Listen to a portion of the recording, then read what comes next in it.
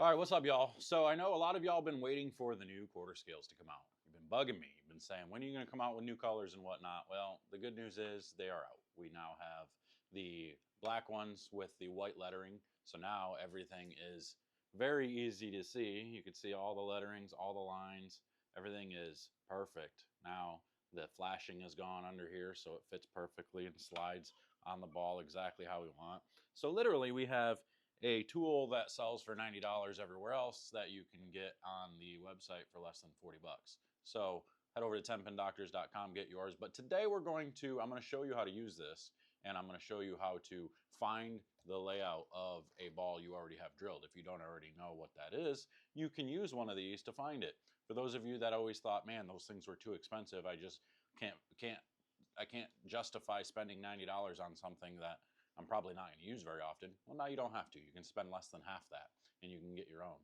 And this one, and these are just as good to use in a pro shop and everything else. And the cool thing is it's got this outside, this piece right here. You can see this long line here. That's basically a bridge, so you can see where the bridge going to be. So you would put this right in between the fingers like that, and now you have a perfect bridge line every single time where you would want it. So that's what's really cool about this. Let me get my pencil here.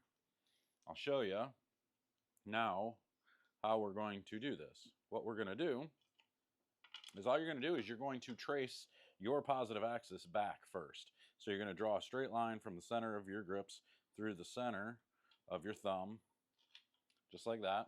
Okay, hey, look at that, a straight line, weird. And then you're going to find the center of your span. So for me, I know from my cut to cut, it's 4 1/4 on this ball. So I'm going to go right at about 2 1/8. So we want to go about half the distance of what it was. So dang it, my grips stick up, so it's hard to move this thing. So we're going to go about 2 1/8 right there. It would be my center line. And I'm just going to draw a straight line from there. I'm going to line all this up, straight line all the way across. I'm just going to draw it all the way over. And I'm going to put a mark right at where my positive axis is. I am 4 5/8 over. So now I have a mark on that line there. And then I'm going to draw a straight line across that one, straight up and down here. And I am 1 1/8 up. So we got to go, yeah, 1 1/8 up. I'm not laying it out. I'm actually finding positive axis. So now that right there, where I'm making a mark, is my positive axis point. So now I can do the rest of the math. I can look at the rest of the layout to try to figure out exactly where I'm at. So the first thing I want to do is draw a straight line from the pin through the mass bias right there. Okay. Then I want to draw a straight line through the pin through where my positive axis is. I'm trying to think out loud while I'm doing this too. I got to remember how to do it. I haven't done this in a long time. Okay. And then that should give me my 2 lines, right? They should be huge. Yes. Okay, so now you got your distance, your pin distance. All right, so now what we want to do is we want to put the 0 right there, line that up with the mass bias, and you're going to look for that line over here that crosses over next to your positive axis, which that for me is 60 degrees. So that's 60, so I'm going to write that down, 60. Now you find the distance, go from the pin to that spot, which is 4 1/2, 60 by 4 1/2, and then you go from your positive axis back through the pin here, your 0 marking, back through the pin, and that shows 80 degrees. So 80 degrees. So I know this layout for me is 60 by 4 1/2 by 80. So just to recap, you want to find your center of your grip and retrace your positive axis point. So for me, again, I am 4 5/8 over and 1 1/8 up. So I know that this right here is my positive axis point. Then, in order to find everything, you draw a straight line from the pin through the mass bias, if there is a mass bias. If there's not a mass bias, then you just draw a straight line through the pin, through the CG, and down. Then you draw a straight line from the pin all the way through your positive axis point, okay? And then this line that you already created here through is your vertical axis line, okay? So now you just you put the 0 of your quarter scale right on the pin, headed back, and this line, the bridge line, headed right back into the mass bias, and then you mark right there where on this backside you can see all the numbers. That line that you drew from the pin to your positive axis, that is the line that you want to check and see where it crosses, and this one crosses at 60 degrees. So that I know is 60 degrees. Then you're going to do the opposite. Now you don't put the 0 on the pin. Now you put the 0 on your positive axis going back to the pin, and now you're looking for that vertical axis line that goes up and down this way. And for me, because it's such a low pin, it's a high number. So remember, the lower, let's talk first number. The first number on a ball, especially when it's asymmetric, the lower that number, generally the earlier that ball is going to try to hook. Or at least the core is going to try to pick up more. That's the idea behind that layout. The third number, the lower that number, the taller the pin's going to be, and the higher the number, the lower the pin's going to be. So the taller the pin's going to be, the more you're telling that ball to respond to friction once it sees friction. The lower that pin goes, so the higher that number goes, the lower the pin goes, which makes it respond slower to friction. So if you don't want it to hit the dry and go dead left immediately, or at least you're trying to control it some with the core, these are all just numbers where we're controlling the core and trying to get the core to do certain things based on how you lay it in your span, in your hand. So you can make the core basically fight the cover stock. So even if you have like a super responsive cover, if you lay the core down to a point where it makes it really slow response to friction, even though the cover is going to want to try to respond to friction, the core is going to try to fight that and counteract it to kind of slow it down a little bit. Now, it's still going to respond a lot more to friction because it's a high response cover. So, I mean, you can't take away the high response cover unless you change the cover itself. So, yes, you're going to be able to slow it down, but that high response cover is still going to be quicker off the friction than a slower response cover would be with that same layout.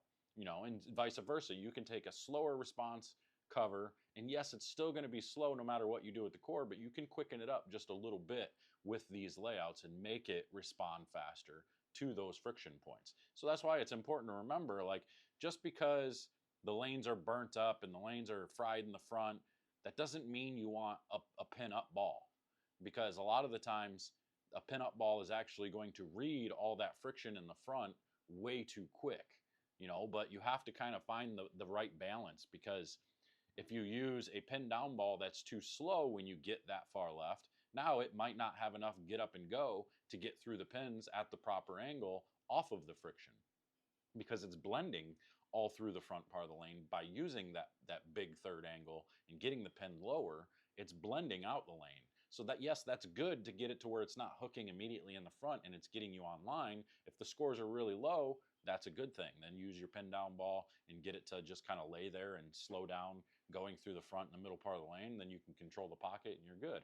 But if the scores are high and you're dealing with all that friction, this is exactly why you see guys start to loft it. You know, they could fight that. They could go to lower response bowling balls. They could go to higher third number bowling balls and bring some pin down layouts into it like this one. But a lot of the times, which this actually is an option because this was a quicker response bowling ball. So even though I put a pin down layout on it with a big third number, it's still a quicker response cover. So it has a chance. The core is helping it get through the front, but the cover is quicker response. So it has a chance to still respond once it hits more friction down lane. And then the pin itself, the core shape is going to, the core position is going to try and slow it down off of the friction in the front. So it's got a chance still. So you are looking for a higher response ball in that aspect because you still want to be able to create angle through the pins, but not necessarily a giant pin-up ball. So you can get caught in some of these situations when you're bowling to where you're not sure whether to use pin up or pin down. Again, it goes really into what scoring pace is.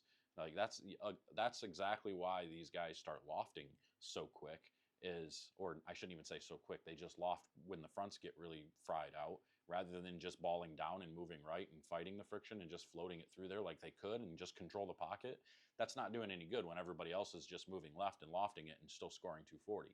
So sure, they could move right and, you know, with a weak ball and control the pocket and shoot 210, but they're going to lose pins to the field. That is exactly why you see them continuing to go left and loft the ball to get it to not read the front and have better motion in the middle part or in the, you know, back part of the lane a little bit better and not use it all up in the front.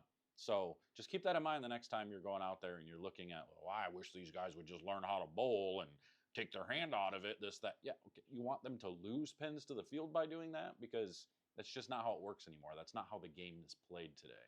That's not how technology has adapted. Bowling balls have gotten so strong that it allows you to do all of those things. It allows you to keep going left and loft it and just keep spinning it higher, and it lets you do those things. So just keep that in mind the next time you see a bunch of guys lofting the ball and whatnot. So anyway, that's all I got. That's the quarter scale. Get yourself, it's pretty much a professional quarter scale. It does exactly what you need, does exactly what you want. Find your layouts, create your layouts, everything else. Also, you've got your 4th of July special of your double extreme laser. These are on sale. I've only got a couple left. I think I got like 15 or so left of these. So you get the American flag on the back. America, baby, America. So you get these over there. Use code Thank Our Vets for any training tools. You can get 10% off on any of them. You got the green special edition monster release trainer. This is exactly what you need with this, because then it basically works as a ball cup and it lets you spin the ball around on it as well. And then when you're ready to start practicing your release and stuff, you use it directly on one of these. So we've got all your bases covered, and then wait until you see some of the cool stuff with the RPM tracker and all this stuff that I've got going.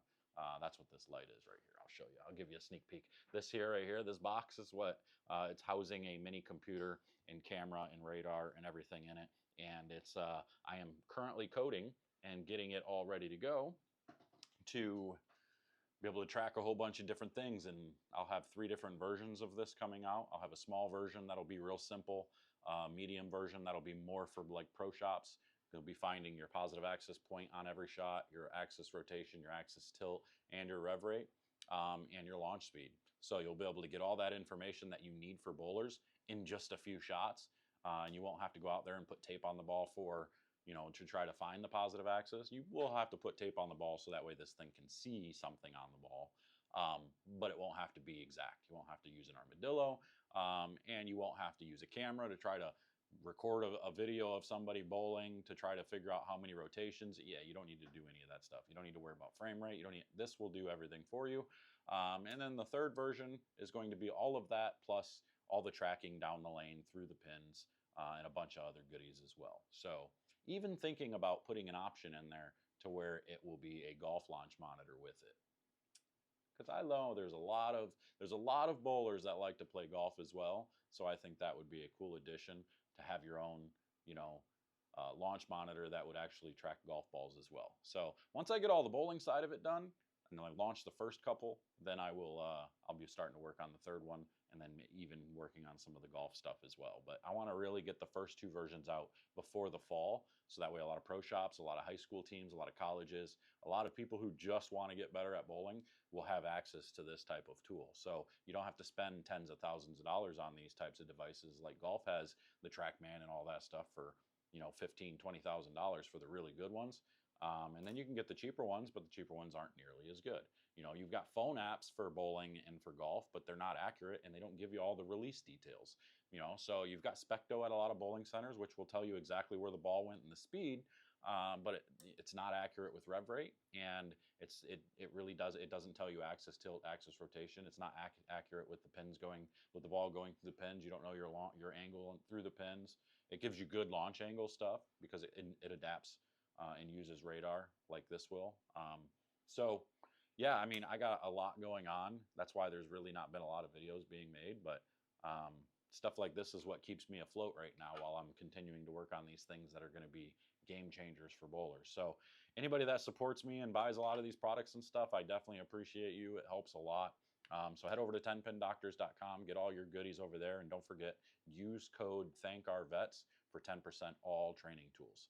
I'm out of here, and we'll see you guys later.